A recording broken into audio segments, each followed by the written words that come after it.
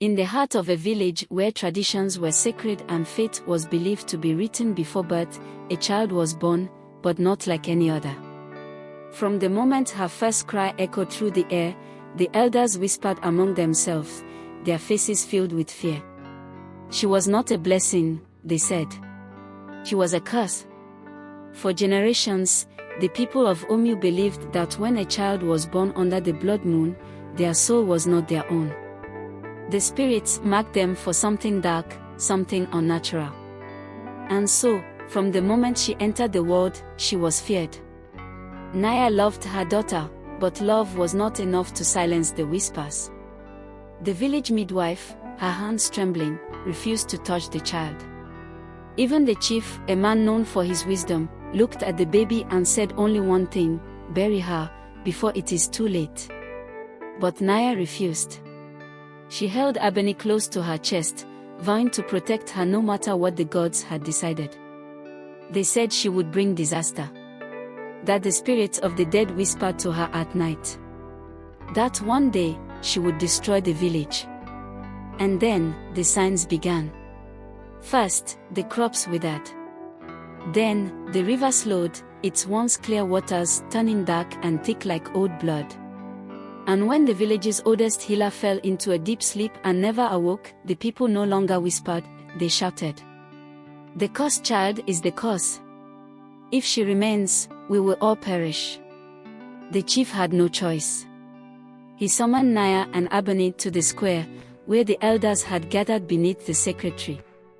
The spirits have spoken. You must leave this place before nightfall. A mother's heart is a strong thing, but even the strongest heart can break.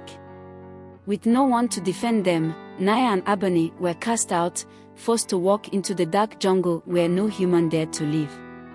But what they found in the depths of the jungle was not what anyone expected. Deep in the jungle, where the trees whispered forgotten names and spirits walked in silence, mother and daughter stumbled upon a woman unlike any they had ever seen. Her skin was as dark as the midnight sky, her eyes bright like fireflies. She did not speak, but she lifted her hand, and Abeni stepped forward, as if she had known her forever. The woman was not just a stranger, she was the guardian of the lost temple, and Abeni. Abeni was its key. The spirits had never cursed her. They had marked her for something greater. Abeni was not a bringer of death, but a bridge between the world of men and the world of the gods. The village had feared her, but they had never understood her. And now, as the jungle pulsed with unseen power, Abeni realized her journey was only beginning. Years had passed, but the village of Omu had not thrived in their absence. It had suffered. Without the child they had feared, the spirits had turned their backs on the people. Their crops would not grow, their wells remained dry, and now, the chief himself lay dying. And so, the village that had once cast her out, now begged for her help. The curse was never the child, it was the fear of those who refused to see beyond what they understood. Abeni was never cursed. She was chosen. Fear blinds, but knowledge is power. Would you have banished the child, or would you have listened?